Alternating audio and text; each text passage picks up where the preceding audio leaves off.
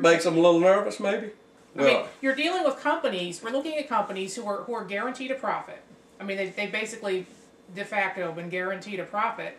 No competition, and there's no way of determining, you know, how competently the business is, the operation side is being run. There's no way of determining what kind of waste is going on in there. There's no way of determining if there's any skimming, graft, corruption. We just have no way of knowing that. Yeah. All we know is that we're being presented with a list of fuels costs, and we're being just asked to swallow the fact that fuels costs are just going with the price of oil and coal steadily declining. We're being asked to swallow that their costs, their fuel costs, are just steadily increasing, and that's why they need to jack our rates up every year. And the PSC, the Public Service Commission, just sits there and checks off on it. Yeah, they have been in the past just simply a rubber stamp.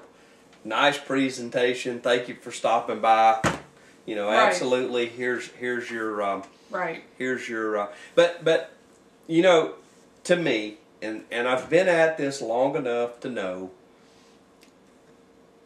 why does the incoming Senate president all of a sudden take an interest in this? Yeah. Okay. Now this is my humble opinion, but in my humble opinion, he's already got a phone call of people complaining about Stevens' first no vote. How dare you allow someone on the public? Well, you know, it's ridiculous. Again, you have to close the circle. You have to look at the closed circle. You have power companies that, again, de facto have the ability to tax us.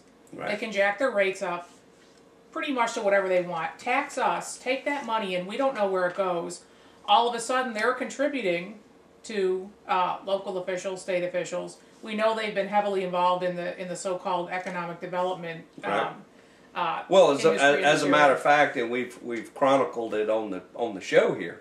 Every economic development organization we've looked at, Gulf Power's been on the board. Right. And that's another black hole as far as where your money goes. It just seems to me that if you're going to have a reasonable expectation of being a consumer advocate, you have to dig deeper than the nice PowerPoint presentation that someone brings into you, whether it's a power company, the phone company, the cable company.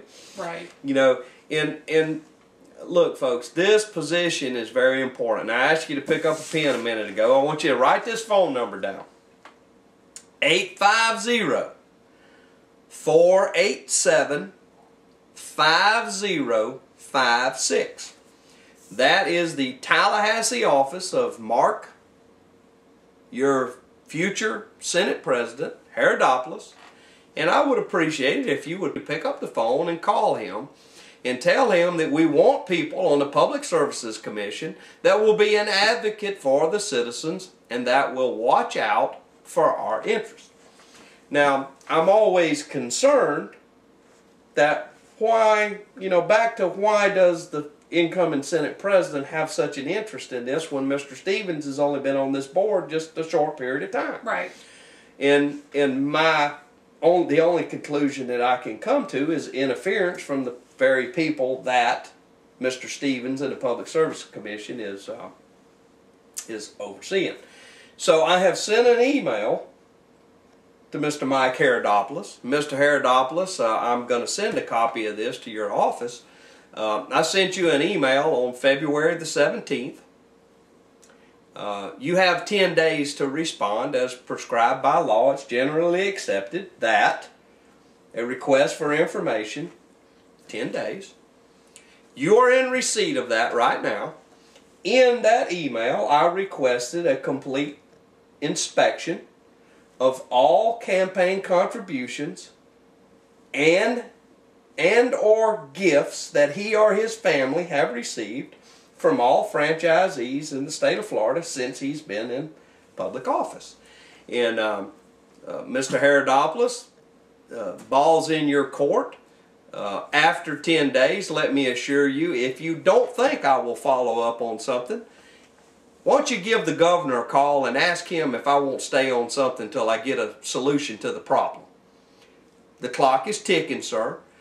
I look forward to your response, and if that's not part of the problem, well, maybe it's another part of the problem. And of course, I had a few comments from Mr. Herodopoulos. You know, things like, if I can only buy power from one place, why do they run commercials trying to convince me to use their product? Right. Why do they need to? Why do they sponsor race cars? Why do they sponsor this? Why do they donate money back to the community?